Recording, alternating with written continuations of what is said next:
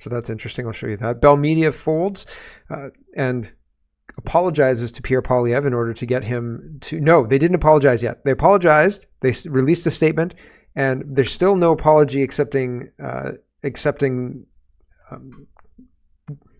responsibility for their role in all of this, as far as I've seen yet. And I don't think Poilievre's come out with a response to the firing of their two techs who did this, but I'll show you that as well. The Bloc give their terms for support. The Liberals have until October 29th to deliver. And Canadian Forces Cyber Command. What's that? So we'll look at that and lots more. There's lots to get to. Let's get to it first. Oh, we're not starting there. We're going to start with invasions because that's one of the main things that's going on.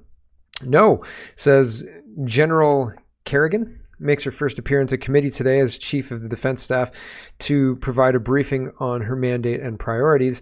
She says in order to reach full strength in 5 years, we need to open the door to more permanent residents. Wah wah, right? Like that's not a solution, ma'am. So, Steve says, my daughter is 17 years old. She's a straight A student. She's volunteers and umpires for softball. She played softball at the highest level and has won Canadian national championships twice. In grade 11, she was accepted to UBC on an athletic scholarship. She has applied for minimum wage jobs for months and cannot get an interview. Canada is broken.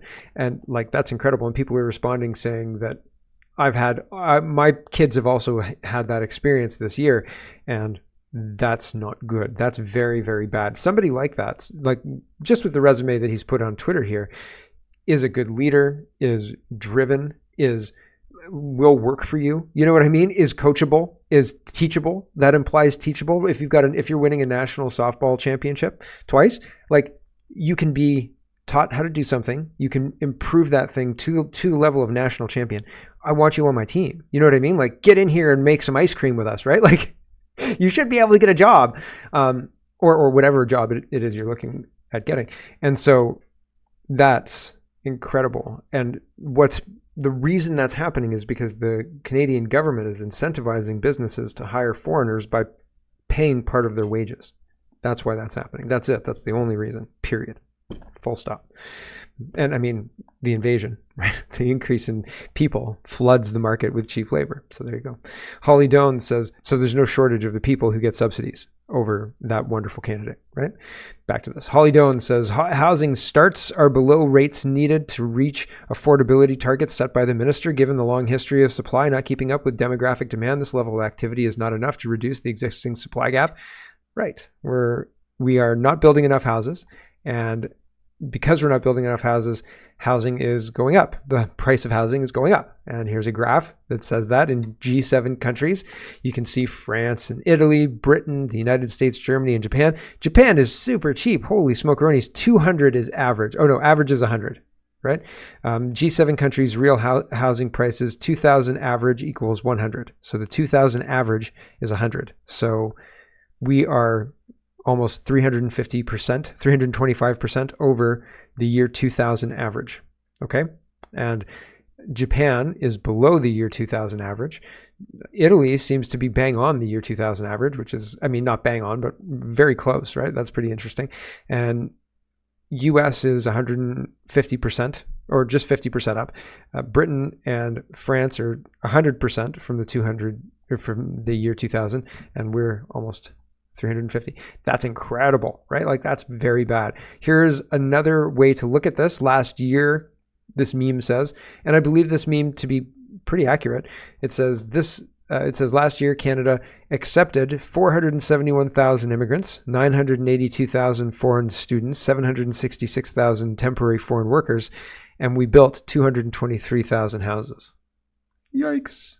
That's over 1 million people. That's rounding 2 million people. Getting very close, right? It's concerning. And what they're doing, the government, what they're doing is extending the mortgage rates. You can have a 30-year mortgage. You're welcome. Really? Holy cow. Contrarian is talking about this kind of stuff too. This is completely unsustainable, a fake economy based on nothing but endless government hiring. So they're creating jobs with the government and they're importing people to fill those jobs. Because Canadians aren't doing it. It's It's incredible. True North is reporting this. Quebec Premier Francois Legault says he hopes immigration becomes the ballot question for Quebecers in the next federal election. This is a back and forth with reporters that was interesting enough. Here we go. Immigration. Should immigration have been one of the Bloc's conditions for this vote of non-confidence? What do you make of the fact that it isn't on their list? I don't understand. I think that right now, the top priority in discussions between Quebec and the federal government is to reduce the number of temporary immigrants. And I don't understand why Mr. Blanchet didn't request something, a move, a confirmation that Mr. Trudeau will reduce concretely the number of asylum seekers and temporary immigrants. I don't understand. Ottawa's response to these statements that you've made has been to send a letter to Mr. Robert saying, listen, we're doing it all, we're doing what we can, we're already doing a lot, and they're surprised that you are complaining. Well, I'm a result-oriented guy. Look at the figures of yesterday, okay, the federal figures. 588,000 temporary immigrants in Quebec. So do you see that as good results? It's, for me, no results from the federal government, and I'm asking that for at least 6 months. What point is this message not getting through, though? Because Sorry? what point is this message not getting through if the Bloc's not standing up for it at this point? I mean, facing a federal election in less than a year at this point. I'll keep on repeating, and I hope that between now and the federal election, that it will become the ballot question for Quebecers. Support, please, the party that we will say we will reduce by half the number of temporary immigrants. So I will repeat that until... Or more. By half or more? Can we get an or more? Can we get more than half? Lots more than half. Naya says in the thread below, I showed anywhere from 10 to 30% of refugees or non-permanent residents are receiving welfare 13 years after arrival in Canada. There are 3 million non-permanent residents in Canada. This is a lot of money to spend on non-residents for not contributing to the productivity of Canada, right? That's bad. It's a bad thing. Our productivity used to be very, very on par or very close to the United States, and now we are orders of magnitude lower than the United States. I wonder why, because we keep importing people that are a drag on our economy. Greg Wycliffe, let's talk about speech and free speech. And he says, if something doesn't change soon in Canada, it will basically be illegal to hate anything other than white people and our history. He's not wrong. He's not wrong. He's doing free speech. SaveFreeSpeech.ca. You should check that out. He's being noticed by True North and all sorts of other Canadian news organizations across the coast to coast to coast. Is that what they say? So check it out if you're interested in what he's up to, because he's putting all of his attention on this right now. Globe and Mail says NDP MP Leah Gazin introduces a bill to criminalize residential school denialism. The Rebel News actually does better than Globe and Mail and gives some details. Fines or up to 2 years in jail could be handed out to those convicted of residential school denialism under a new private member's bill proposed by NDP MP Leah Gazin. So they're trying to force people to accept something that did not happen.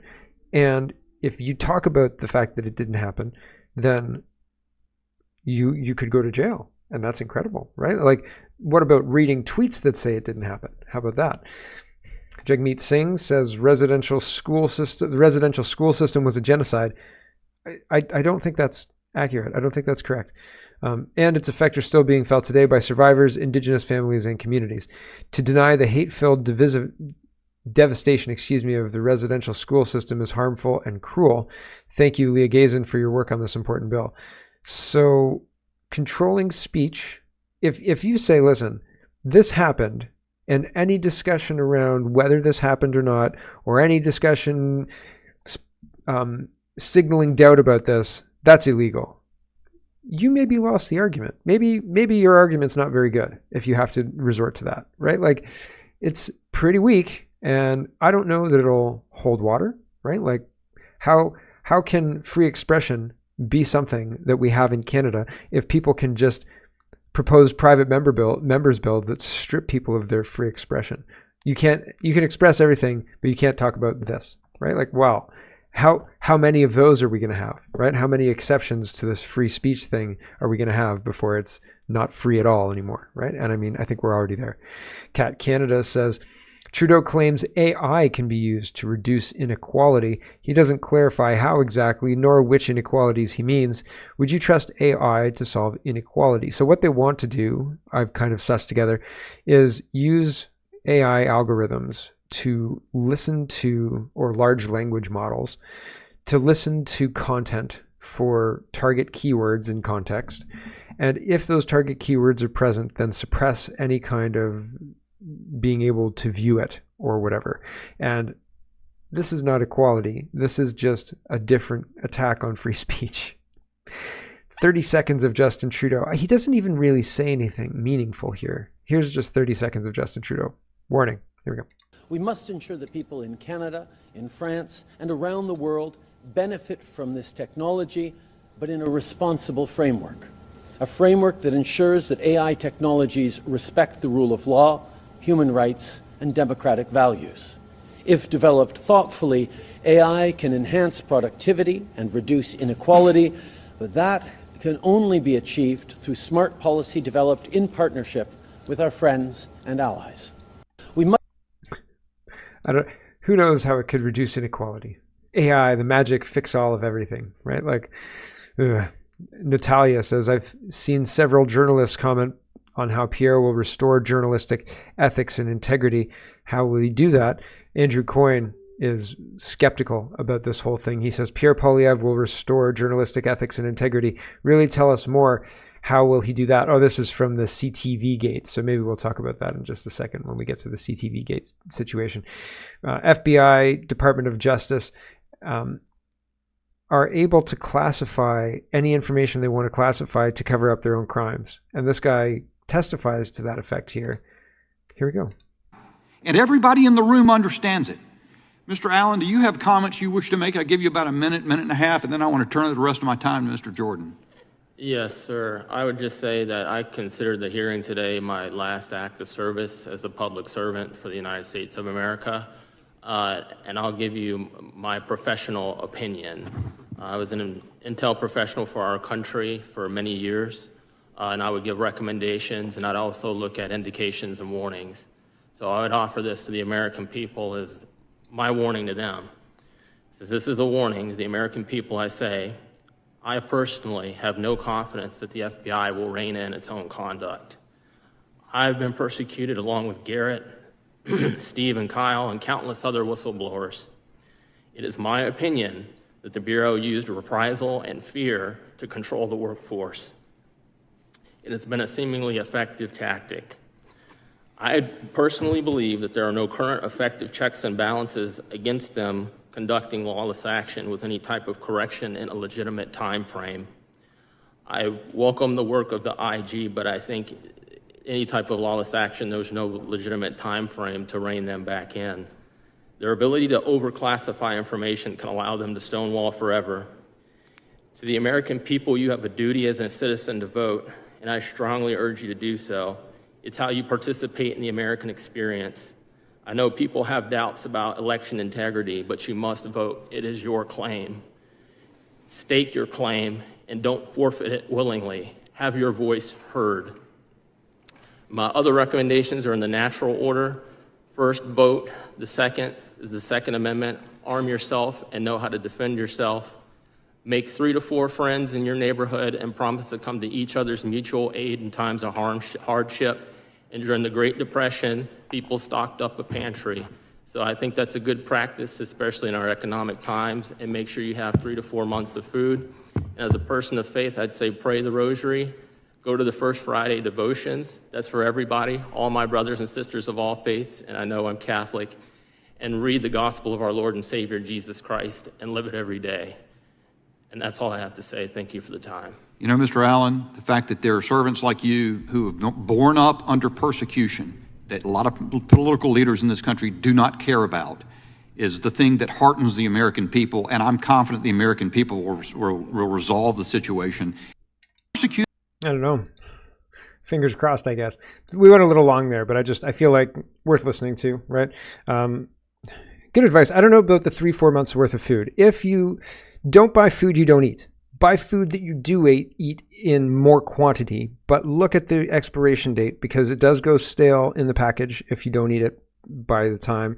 And if you buy a bunch of food that you're not going to eat, you're just going to end up spending a lot of money and putting it into a place where you come back years later and you're like, oh man, there's all this rotten food in here. That's no good, right? And so like, just work it into your regular routine. Have a freezer, right? Like that's a good idea. Although if the power goes out, then you've got a lot of meat to eat quickly. But fundamentally, right? Like it's very difficult to practically plan for 3-4 months worth of food in our current situation. So it's one of those things. And I know people get stressed about that too. But man, there's all sorts of things to be concerned about, right? There's no shortage of those things. Jack says, breaking, the Coca-Cola boycott is officially happening. The new custom website allows the users of allowed the use of Harris 2024, but prohibits Trump 2024 due to being deemed political in nature or offensive. This is election interference. People have also reported that you can use the name Allah, but not Jesus, because they restrict religious figures to not offend anyone. Last time I checked, Allah is a religious figure. Yeah. So they say these things and then you say, okay, reasonable, but then you check it like Buddha, right? And it's like, oh yeah, that's fine, but Jesus is not. Let's talk about the CTV gate, because that is one of the things that is going on in Canadian politics specifically. And Pierre Poilievre has responded to CTV and their maliciously edited clip that made it seem like he was pushing for an election for dental care, when in fact there's a long list of things that he was pushing for.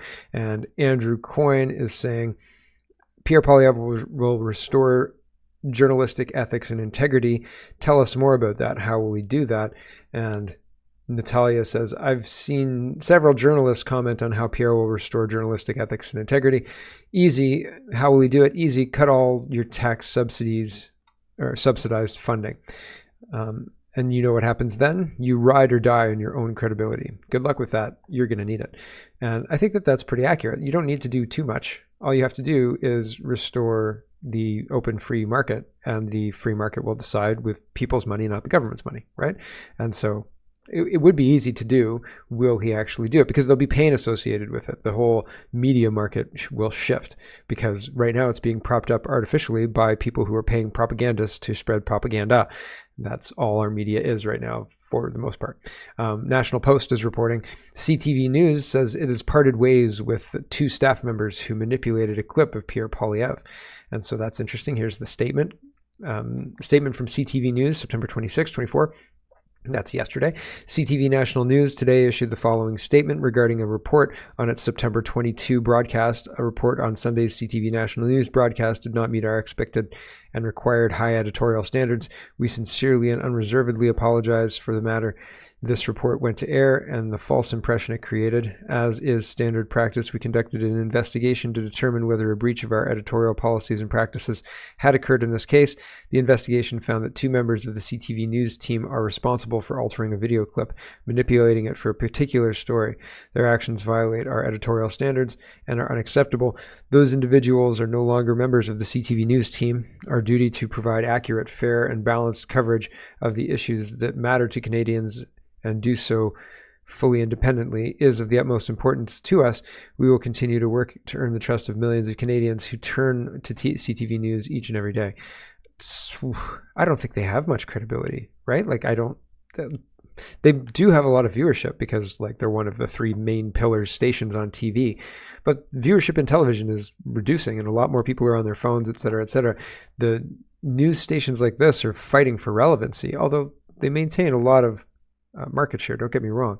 But Kirk says, after all the spins and weaseling, CTV fires 2 people for cutting and editing a video to spread misinformation. Propaganda. But big win for the CPC, who said they will take no questions from CTV. Still needed to see a proper apology. I agree. They have not apologized properly. Timothy G in GP says, shares this. This is from the Director of Media Relations for Pierre Poilievre.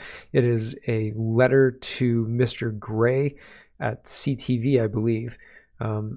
Anyway, the contents of the letter highlight how the clip was maliciously edited, etc., lays out the expectations. So it's interesting to see what's happening here. The spin on this, the liberal media machine is spinning this, and Anita Poilievre is saying, my husband's a fighter and I couldn't be more proud, talking about getting the apology from CTV. She says Canada needs a leader with unwavering principle and conviction, someone who stands firm for what's right, even when the media, critics, and so-called experts try to tear him down. He's strong, smart, and exactly who this country needs. Sarbit says, your husband got a young mom who's never done anything against him fired. You should be so proud. Weird how the wife always has to come to his defense when he knows what he's done is not likable. The young mom who never did anything against Pierre Poilievre maliciously manipulated or edited a clip in order to further her political ideology and to harm his political ideology. How do you figure he never did anything against her? But further than that, it's interesting that the attack is this poor person who got fired. How dare Pierre? Why would Pierre Poilievre do that? And it's like, well, actually, they did it to themselves. Rex says the blowback on CTV must have been massive for them to post an apology like this. So yeah, very, very interesting indeed, if you ask me. Moving on, let's talk about elections. Brian says, we're now under the control of the Bloc Québécois, a party whose sole objective is separation. In the real world, this is extortion, a crime. Son of a Bench says the Trudeau Liberals have until October 29th to meet the demands of Quebec. According to Blanchette, he has had no discussions with the other political parties about this issue. So here's 15 seconds of Blanchette talking about until October 29th. Have you already spoken with the other parties about your October 29th deadline? What is the other party's reaction? We have not. We have spoken with nobody about that. That's what I was preparing in my little head for the last few days, and we have had no discussions. However, I am entirely open to the idea of having such discussions with other party leaders. Have you already spoken with the... So he's not. There you go. Interesting. We'll see how it all plays out. Ryan Gerritsen says more gaslighting from the Liberals. Karina Gould telling us that Canadians don't want an election. I'm so tired of this. It is very tiring because it's nonsense what they're saying. Like they're not being truthful. I think today was a good day for the country because I don't think Canadians want an election. What they want to see is politicians, legislatures working together and working for Canadians. And we saw that 3 parties in the House can do that. There's only one party that can't. It's the Conservatives, and it's because it is all about their own personal political ambition, and it is not about Canadians. I think it's not. It's not. There are Chinese traders in the House of Commons, and it doesn't seem like anybody seems to want to talk about that. They want to pretend and reimagine the whole election push as a Pierre Poilievre wanting to be prime minister, and it's his own ego that's driving this, and that's a complete mischaracterization. Jagmeet Singh says, today the Conservatives tried to stop pharmacare and cut dental care. Pierre Poilievre's cutting Conservatives want to make sure you can't have free birth control and diabetes medication. The Liberals can't stop him, but we can. And I don't think so. I don't think Jagmeet Singh is going to be popular enough to take away the prime minister, well, being the next prime minister of Canada. I don't think that they're going to be able to fabricate NDP majority like that, or even an NDP coalition. Although, wouldn't that be funny if the Bloc, the Liberals, and the NDP all got together and Jagmeet Singh was the prime minister of that group? Yikes. Oof. True North is reporting this. Health Minister Mark Holland says the Conservatives are acting like an out-of-control frat house in the House of Commons and says their behavior is deplorable. This guy, he looks like BO smells, right? I've said that before. Here we go. He is the leader of the government. I'm wondering what this says about the tenor going forward and whether or not the Liberals have abandoned the high road when it comes to debate in the House. I don't know if you watch Question Period. If you watch Question Period, I've been in this place since 2004. The way, with all due respect, the way the Conservative Party is comporting themselves is equivalent to out-of-control frat house. Listen to the things they're yelling, right? It is deplorable. You know, the homophobic nonsense being thrown around yesterday, and, you know, we're just... It's so Garnet genius. Hold on a second. I've got this coming up. I don't even know if it's right here. Yeah, it is. Okay, good. So Trudeau comes out of the House like this, all hot. He's talking about the homophobic stuff, okay? Comes out of the House all hot. He's saying, I will always stand up for, you know, against bullies, he says. I'm always going to stand up to bullies. When anyone makes a homophobic comment, I will respond, and that's something I need to do. So he had to be told more than one time to recall his comment. Here's Garnet genius trying to explain what the comment meant. Like, you didn't understand the point of the comment. I wasn't trying to be sexual. I was just trying to state the meeting had no place in a bathtub. Here we go. Thank you, Mr. Speaker. And we've heard a few words said in this House about bullying. I'm trying to provide an explanation with context and to answer false allegations that have been made against me, and I will persist in doing that. The Hansard notes, does he engage with them in the bathtub? The point of that comment is to illustrate that, of course, meetings don't take place in a bathtub.